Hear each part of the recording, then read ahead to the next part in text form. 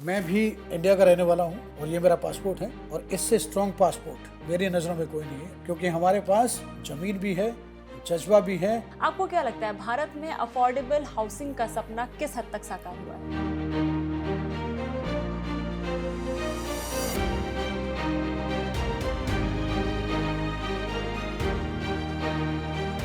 Affordable Holmes लाने के लिए या तो आपको मल्टी स्टोरी डेवलप करने पड़ेंगे या ही आपको EWG जिसमें 2-3 फ्लोर्स होते हैं वो डेवलप करने पड़ेंगे। पर कहीं ना कहीं बात अटकती है लोन्स पर। दुबई, सिंगापुर, UK, US, आपका वहाँ पे जो होम लोन का रेट है, interest rate, that is starting from 3% and it is going maximum 5.5%। सरकार बढ़ती निर्माण लागत में डेवलपर्स की क्या मदद कर सकती है? तो इतने सारे टैक्सेस लगने के बाद आदमी कभी कभार हताश हो जाता है कि why I am earning and why I am paying so much. Income tax slab में अगर बदलाव होता है तो क्या हाउसिंग में डिमांड बढ़ सकती है उससे? नमस्कार, मैं हूं सुकन्या सिंह जादौन और आप देख रहे हैं इंडिया टीवी। बजट करीब है और हम सभी लोगों के दिमाग में बहुत सारे सवाल हैं कि इस बार बजट में क्या कुछ खास होने वाला है, किन चीजों में रियायतें मिलेंगी, कहां नाकामी और निराशा हाथ लगेगी। लेकिन सवाल यह है कि इन सब में सबसे बड़ा सपना है एक घर का, जो हर मिडिल क्लास, हर सैलरी क्लास देखता है। तो क्या घर का सपना साकार होगा या फिर से कुछ नया नहीं मिलेगा? क्या एक बार फिर होम लोन्स में रियायतें मिलेंगी? क्या रियल एस्टेट को बूम मिलेगा? कैसा रहेगा रियल एस्टेट या घर के लिहाज से ये बजट? इन्हीं सभी सवालों के जवाब देने के लिए हमारे साथ इस वक्त मौजूद हैं mister Pankaj Ashri ji, CEO and founder of SPS global group. आपका बहुत बहुत स्वागत है इंडिया टीवी पर। Thank you so much Sukanya ji. Budget के बारे में अगर हम बात करें तो इस बार रियल एस्टेट को लेकर बजट में क्या कुछ बड़े ऐलान हो सकते हैं? किन चीजों की एक्सपेक्टेशंस एक रियल एस्टेट वाला कर सकता है इस बार? देखिए, अभी अगर मैं इंडियन गवर्नमेंट की बात करूं तो इंडियन गवर्नमेंट ने एक प्लान लिया है जो है 2040 विकसित भारत प्लान। इस विकसित भारत प्लान के अंडर में ही आपकी PM आवास योजना भी आती है and there are many initiatives which has been taken by Indian government to provide a dream home to each and every person of the society, to each and every family. इसमें आपके EWG भी आ जाते हैं, LIG भी आ जाते हैं और हर तबके के बंदे को घर देना सरकार ने तय किया है। And the best part is now Tier 2 and Tier 3 cities में भी लोगों को घर दिए जाएंगे। प्लस जो गवर्नमेंट है वो इस बात पे भी मंथन कर रही है कि हमें टैक्सेस कौन कौन से प्रोजेक्ट में कम देने चाहिए, कैपिटल एप्रिसिएशन पे हमें टैक्स कम लगाने चाहिए और डेवलपर्स को कैसे हमें आगे और हेल्प करनी चाहिए ताकि वो हर वर्ग को एक अफोर्डेबल होम प्रोवाइड कर सके। आज हर इंसान का अपना खुद का घर का सपना होता है, जैसा कि हमने शुरुआत में बताया।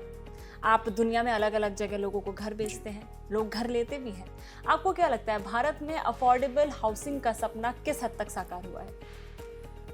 भारत में अगर मैं अफोर्डेबल हाउसिंग की बात करूं तो अभी जस्ट एक शुरुआत है। अगर मैं Tier 2 सिटीज़ में देखूं, Tier 3 सिटीज़ में देखूं, affordable housing, high rise building का कंसेप्ट हमारे यहाँ पे नहीं था, बट अभी कंसेप्ट शुरू हुआ है। चाहे वो आपका हरियाणा है, चाहे आपका UP है, चाहे आपका राजस्थान है, हर जगह आप थोड़ा थोड़ा हाई राइज टावर का चलन देखेंगे, राइट? तो 15 to 20% अभी शुरू हुआ है और अभी बहुत सी चीज़ें हैं जिससे ट्रेडिशनल लिविंग से हमें मॉडर्न लिविंग में आना पड़ेगा, अपनी मेंटालिटी चेंज करनी पड़ेगी, क्योंकि हर बंदा चाहता है कि मेरा ज़मीन से जुड़ा घर हो, लेकिन वो अफोर्डेबल नहीं है। अफोर्डेबल होम्स लाने के लिए या तो आपको मल्टी स्टोरी डेवलप करने पड़ेंगे या ही आपको EWG जिसमें 2-3 फ्लोर्स होते हैं वो डेवलप करने पड़ेंगे। And it's a good step, हम आगे बढ़ रहे हैं, धीरे धीरे हम इसको अचीव कर लेंगे बाय 2047। हम बजट की बात करते हैं तो सबसे ज्यादा बजट का जो इम्पैक्ट पड़ता है वो पड़ता है मिडिल क्लास बायर्स पर। अब सवाल ये है कि मिडिल क्लास बायर्स के लिए क्या घर का सपना इस बजट के बाद साकार हो जाएगा? क्या कुछ नया सरकार ला सकती है? क्या कुछ नया निर्मला सीतारमण उस दिन अनाउंस कर सकती है?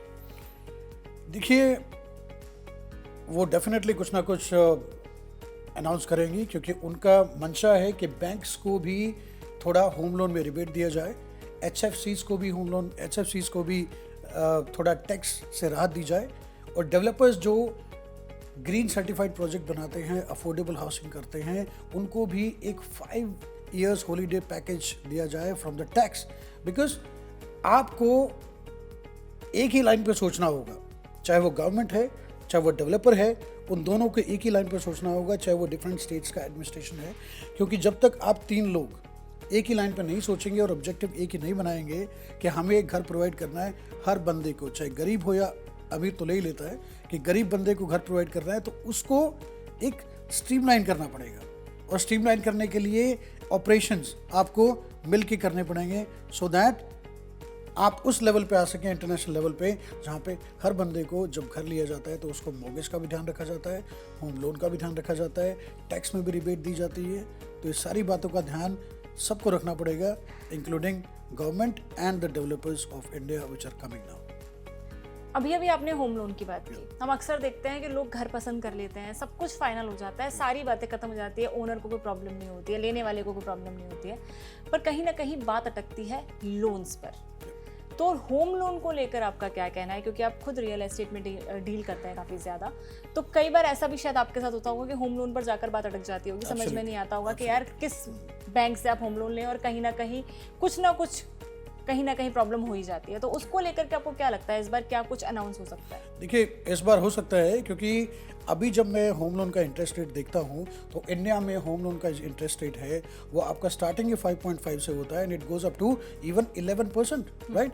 आप एक बात बताइए, एक 50,000 रुपये सैलरी कमाने वाला आदमी, 1 लाख रुपये सैलरी कमाने वाला आदमी होम लोन कैसे पे करेगा जब उस पर इतना सारा होम लोन का परसेंटेज लग रहा है? अगर मैं एग्जाम्पल दूँ आपको, किसका? दुबई, सिंगापुर, यूके, यूएस, आपका वहाँ पे जो होम लोन का रेट है, interest rate, that is starting from 3% and it is going maximum 5.5%, जो कि यहाँ पे स्टार्टिंग है। तो आप ये देखिए कि होम लोन का बर्डन, नंबर 1, होम लोन का टैक्स कम करना पड़ेगा हमें, percentage on the home loan. Number 2, हमें होम लोन का टेन्योर बढ़ाना पड़ेगा, जैसे दुबई में, यूएई में, यूके में, यूएस में, इवन सिंगापुर में they have 30 years home loan, 30 years तक दिया जाता है, और इंडिया में 25 ईयर्स या 20 ईयर्स। तो आपको सोचना पड़ेगा, इस चीज़ पे भी थोड़ा तवज्जो देनी पड़ेगी कि हम होम लोन में कैसे कंट्रोल करें। नंबर 1, हमें कम करना है रेट ऑफ इंटरेस्ट, नंबर 2, हमें बढ़ाना है नंबर ऑफ ईयर्स। आप खुद एक रियल एस्टेट से जुड़े हुए हैं और डेवलपर्स से भी काफ़ी ज़्यादा आप जुड़े होंगे, ऑब्वियसली बात है। तो सवाल ये उठता है कि बढ़ती निर्माण लागत भारत के अंदर बहुत ज़्यादा है, तो किस तरीके से, क्या लगता है इस बार सरकार बढ़ती निर्माण लागत में डेवलपर्स की क्या मदद कर सकती है? डेफिनेटली उन्हें मटेरियल प्रोसेसिंग, डेवलपर को बनाने के लिए माल तो चाहिए। तो जब उनको मटेरियल की कॉस्टिंग ही ज़्यादा पड़ेगी तो वो अपना प्रोडक्ट फाइनली सेल कैसे कर पाएंगे सस्ते दामों पे? वो नहीं कर पाएंगे। तो सबसे बड़ी बात क्या है कि गवर्नमेंट को ये सोचना पड़ेगा कि हमें जो कॉस्ट ऑफ मटेरियल है उसको रिड्यूस कैसे किया जाए, उस पर टैक्सेशन कम किया जाए और उस पर कुछ रिबेट भी दी जाए। अगर कोई डेवलपर आगे आता है प्रोजेक्ट बनाने के लिए और वो लीड सर्टिफाइड ग्रीन प्रोजेक्ट बनाता है, प्लस वो कहता है कि मैं आपके सारे नियमों का पालन करूंगा, तो उसको एटलीस्ट 5 ईयर्स का रिबेट देना चाहिए, whether he is buying a land और he is developing a tower. उसको हर चीज़ में रिबेट मिलेगा, तब जाके एक डेवलपर को कॉन्फिडेंस आएगा कि यस, गवर्नमेंट मेरे साथ है। तो जितना मैक्सिमम हो सके government should give him rebate in taxes and other allowances. Income tax slab की हम बात करते हैं, 2 चीज़ों की हम अक्सर बात करते रहते हैं, इनकम टैक्स स्लैब और हाउसिंग। इनकम टैक्स स्लैब में अगर बदलाव होता है तो क्या हाउसिंग में डिमांड बढ़ सकती है उससे? डेफिनेटली। देखिए, मैं एक ऐसी कंट्री में मैंने काम किया है, दुबई में और यूएई में, जहाँ पे इनकम टैक्स तो हमने कभी सुना ही नहीं, right, and there is no capital tax as well. मैं इंडिया में जब से आया हूँ मैं सुन रहा हूँ कि इनकम टैक्स हो जाता है। डेफिनेटली ये टैक्स एक बहुत बड़ी दिक्कत है एक आम आदमी के लिए, क्योंकि उसने अगर अपने हार्ड वर्क से पैसा कमाया है और वो प्रॉपर्टी खरीद रहा है तब भी उसको टैक्स देना है, वो प्रॉपर्टी रेंट आउट कर रहा है तब भी उसको टैक्स देना है, वो प्रॉपर्टी बेच रहा है तब भी उसको टैक्स देना है, राइट। तो इतने सारे टैक्सेस लगने के बाद आदमी कभी कभार हताश हो जाता है कि why I am earning and why I am paying so much. तो कहीं ना कहीं अगर इनकम टैक्स पे लगाम लग जाए तो एक आम आदमी को इतना सुकून मिलेगा, वो 20 लाख की प्रॉपर्टी खरीदने के बजाय वो 30 लाख की प्रॉपर्टी खरीद सकता है अफोर्डेबल, और साथ ही साथ में सरकार को भी अफोर्डेबल हाउसिंग पे टैक्स कम करना चाहिए। इस साइड में इनकम टैक्स कम करो, इस साइड में अफोर्डेबल हाउसिंग पे कम करो, अगर हमने आगे बढ़ना है और अगर हमने इंटरनेशनल रियल एस्टेट लेवल पर पहुंचना है। आपने अभी अभी रेंटल हाउसिंग की बात की। एब्सोल्युटली। अब सवाल ये भी आता है कि रेंटल हाउसिंग पर जो टैक्सेशन लगता है, रेंटल हाउसिंग पे जिस तरीके से चीज़ें बढ़ चढ़कर आ जाती हैं, कई बार ऐसा होता है कि 50,000 का घर होता है, उसमें लाख लाख रुपए रेंट दे रहे होते हैं लोग, 5,000 का घर है उस पर 12,000 रुपए रेंट। तो उस सिचुएशन में क्या लगता है सरकार क्या कुछ नया नियम ला सकती है, क्योंकि ये भी एक हाउसिंग सेक्टर का ही जुड़ा हुआ पार्ट है। उसमें भी सरकार कर सकती है, उसमें सरकार कर सकती है कि आपको थोड़ा रिबेट दे दिया जाएगा कि ठीक है, आपका एक स्लैब बना दिया जाए कि आप इतने % से ज़्यादा अगर आपका रेंट आ रहा है तो आप इतना रेंट दें। हो सकता है कि स्लैब सिस्टम डाल दिया जाए, जो कि अभी नहीं है। इंफ्रास्ट्रक्चर, जब भी हम एक डेवलप्ड कंट्री की बात करते हैं, इंफ्रास्ट्रक्चर की बात जरूर करते हैं, तो क्या इंफ्रास्ट्रक्चर में बढ़ावा रियल एस्टेट को भी बढ़ावा दे सकता है? एब्सोल्युटली। आप ये देखिए, किसी भी कंट्री में जब आप बात करते हैं तो आपकी एक ग्रोथ कॉरिडोर होती है, राइट, इंफ्रास्ट्रक्चर पे, राइट। तो अभी आपको ऐसे ही प्रोजेक्ट डेवलप करने चाहिए और ऐसे ही प्रोजेक्ट डेवलप करने के लिए रियल एस्टेट डेवलपर्स को प्रोत्साहित करना चाहिए जो आपके लिए ग्रोथ कॉरिडोर पे मैंडेट हो, राइट, वो लीड सर्टिफाइड प्रोजेक्ट हो। अब इंफ्रास्ट्रक्चर जिस भी जगह पे इम्प्रूव होगा, डेफिनेटली वहाँ के प्राइसेस भी बढ़ेंगे और वहाँ की एक्सेसिबिलिटी बढ़ेगी, कनेक्टिविटी, क्योंकि connectivity is the main point. अगर आपका इंफ्रास्ट्रक्चर स्ट्रॉन्ग है और आसपास में आप प्रोजेक्ट लेके आ रहे हैं, that is also green certified by the developer, तो उन डेवलपर्स को भी आपको बूस्ट करना पड़ेगा और गवर्नमेंट इनिशिएटिव लेगी, तब एक डेवलपर आगे बढ़ेगा। एंड एक सिंगल विंडो क्लियरेंस सिस्टम होना चाहिए। ये नहीं है कि आप एक डेवलपर में बन रहा हूँ और मुझे एक लैंड दी जा रही है और उसके लिए मैं 20-30 डिपार्टमेंट में घूम रहा हूँ। इससे क्या होता है, मैं एज ए डेवलपर सबसे पहले परेशानी मुझे आती है कि मैं इतने सारे क्लियरेंसेज लूँ, उस साइड में मैंने प्रोजेक्ट लॉन्च करना है, फिर मैंने स्टार्ट भी करना है बनाना, देन मुझे बैंक से भी बात करनी है, देन मेरे प्रोजेक्ट को अप्रूव भी कराना है मेरे क्लाइंट्स के लिए। So all these all these management, all these what do you से, जितना भी इन्वॉल्वमेंट है, जितनी भी आपकी एजेंसीज का, उसको स्ट्रीमलाइन करना बहुत ज़रूरी है। एक सिंगल विंडो सिस्टम होना बहुत ज़रूरी है। अगर आप इवन फॉरेन से FDI लाना चाहते हैं, फॉरेन डायरेक्ट इन्वेस्टमेंट को लाना चाहते हैं, मैं अगर एक फॉरेन डेवलपर हूँ, मैं तभी आपके देश में आऊँगा जब मुझे सिंगल विंडो सिस्टम मिलेगा और मुझे सारी चीज़ें मेरी चुटकियों में होंगी, विद इन डेज होंगी और मेरा कोई डिस्प्यूट नहीं होगा। मेक श्योर एंड इतना काम किया जा सकता है, इतना डेवलपमेंट किया जा सकता है, क्योंकि इंडिया के पास वो है जो दुनिया के पास नहीं है। आपने अभी भी बताया कि काफ़ी सारे इश्यूज आते हैं, काफ़ी सारे क्लियरेंस लेने पड़ते हैं, काफ़ी सारी परमिशंस लेनी पड़ती है। तो क्या लगता है इस बार रियल एस्टेट को कहीं ना कहीं इंडस्ट्री स्टेटस मिल सकता है बजट में?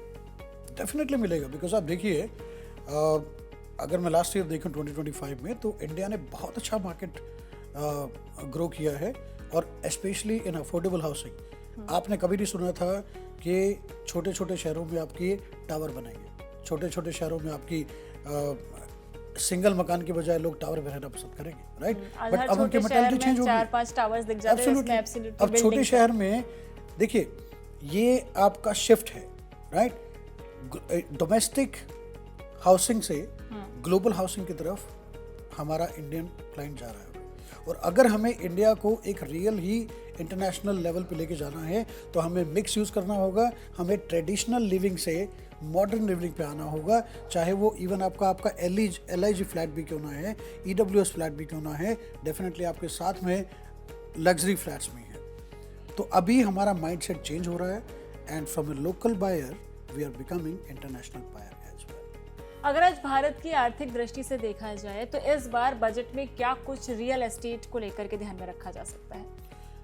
देखिए, गवर्नमेंट को इनिशिएटिव लेना चाहिए, जिस तरह से लोकल डेवलपर भी इनिशिएटिव ले रहे हैं और वो ब्रांड्स के साथ कोलैबोरेशन कर रहे हैं, लाइक एली साहब, जैकब एंड को, बिकॉज वो सोच रहे हैं कि हम कुछ ना कुछ नया लेके आए सोसाइटी के लिए, बीट लग्जरी और बीट अफोर्डेबल हाउसिंग। तो ऐसे ही गवर्नमेंट को भी डेवलपर के कंधे से कंधा मिलाकर चलना चाहिए, ताकि उनको एक ज़्यादा नहीं तो 3-4 साल के लिए टैक्स में कुछ रिबेट दिया जाए, ज़मीन जो खरीद रहे हैं उसमें कुछ उनका हेल्प किया जाए और जो उनका मटेरियल आ रहा है उसमें कुछ टैक्स डिडक्शन दिया जाए। क्योंकि जब आप डेवलपर का साथ देंगे, राइट, तभी एक डेवलपर आगे बढ़ेगा कि yes government is with me, और ये एक प्रोत्साहन होगा। जब माउथ वर्ड फैलेगा तो बाहर के लोग भी इंडिया में आएंगे और एफडीआईज भी आएंगी, जिससे हमें बहुत मुनाफा होगा। आज हर एक इंसान ये सोचता है कि यार हमारा मकान ना जड़ से होना चाहिए, हम क्यों फ्लैट्स में घर लें, क्योंकि वो एक माइंडसेट है हर भारतीय का कि आपको बताया था यार जड़ से घर होगा तो छत हमारी होगी, जमीन हमारी होगी और हम रहेंगे भी इसी घर में। छत नहीं, जमीन नहीं, तो फिर क्यों फ्लैट में क्यों रहना है, हवा में क्यों झूलते रहे। तो उस पर आप क्या कहना चाहेंगे व्यूअर्स को? काफी सारे लोगों का माइंडसेट बदलने की बहुत जरूरत है if you are moving from to a urban scenario. देखिए, इन्होंने बड़ा अच्छा सवाल पूछा ये, लेकिन मैं इनको थोड़ा करेक्ट भी करना चाहूँगा, क्योंकि आज की जो यंग जनरेशन है, यंग जनरेशन हमेशा इट्स ए मेट्रोपॉलिटन जनरेशन, और यंग जनरेशन हमेशा ही बिजी रहती है अपने मोबाइल्स में, वर्ल्ड वाइड न्यूज़ में, राइट, हर एक चीज़ में। तो हमारे जो एंसेस्टर्स हैं, मेरे जो फादर हैं, आपके जो फादर हैं, उनको ज़मीन से प्यार है, बट आजकल लोगों को समूह में रहना पसंद है। आजकल लोगों को सिक्योरिटी है, बिकॉज लाइफस्टाइल इतना बिजी हो गया है कि हर बंदे के पास टाइम नहीं है, राइट। तो जब आपके पास टाइम नहीं होता तो आप सोचते हैं कि एक अपार्टमेंट में रहा जाए जहाँ पे 200-500 फैमिलीज रहती है, जहाँ पे सिक्योरिटी गार्ड है, जहाँ पे आपको बच्चों का प्ले एरिया है, जहाँ पे स्विमिंग पूल है, जिम है, कहीं जिम बाहर है, नहीं एंटरटेनमेंट है, कुछ नहीं करना। और सबसे खास बात कि अगर मैं एक बिजनेसमैन हूँ और मुझे लगता है कि मैं 4-5-10 दिन में घर से बाहर रहूँगा, तो मेरी फैमिली को कोई दिक्कत ना हो, तो सारी एम्यूनिटीज उस कंपाउंड में हो। और इसी तरह से डेवलपर भी डेवलपमेंट कर रहे हैं, and that is the reason कि माइंडसेट लोगों का चेंज हो रहा है। और जो बिल्डिंग्स हैं उसमें भी वो बिल्डिंग आपकी ही रहेगी। अगर एक बिल्डिंग की लाइफ स्पैन अगर 70 साल है, 80 साल है, तो उसके बाद भी जब बिल्डिंग को डेमोलिश किया जाता है, तो उस डेमोलिश करने के बाद उसको जब नया बनाया जाता है तो सारे RWA वाले मिलके उसको बनाते हैं, और जो आपका हिस्सा है दोबारा आपको नए घर पे हिस्सा मिल जाता है। तो लोगों को एजुकेट करने की ज़रूरत है, लोगों को लाइफस्टाइल बताने की ज़रूरत है। और मेरे ओपिनियन में a flat is always better than independent house, because you get all the facilities needed for your lifestyle in daily. Budget के बारे में हम बात कर रहे हैं और रियल एस्टेट को हम लोग मेजर पॉइंट लेके चल रहे हैं। सवाल ये भी आता है कि अगर बजट में हम रियल एस्टेट की बात करेंगे तो किन बातों का ध्यान रखें जिससे बूम आए, और उसके अलावा भी क्या कुछ चेंजेस हम ला सकते हैं रियल एस्टेट इंडस्ट्री में? देखिए, बहुत सी बातें हैं, मुझे पता था क्वेश्चन आप पूछेंगे मुझसे, तो मैं कुछ नोट करके लाया हूँ इंडियन रियल एस्टेट के पॉइंट्स। सबसे पहली बात हमें करनी पड़ेगी कि हमें world class regulatory and transparency standard बनाने पड़ेंगे, जिससे हमें हमारे लोकल डेवलपर्स को भी फ़ायदा हो, इन्वेस्टर्स को भी फ़ायदा हो, और हम FDIs को भी बुला सकें, ताकि सिंगल विंडो सिस्टम हो और हमें रियल एस्टेट को बूस्ट दें as per international level. Next point मैं बोलूँगा global level tax and investment incentives. इसका मतलब है कि हमें देखना पड़ेगा कि हम जितना प्रॉपर्टी बाइंग एंड सेलिंग पर टैक्स लगाते हैं उसको भी हम थोड़ा कम करें।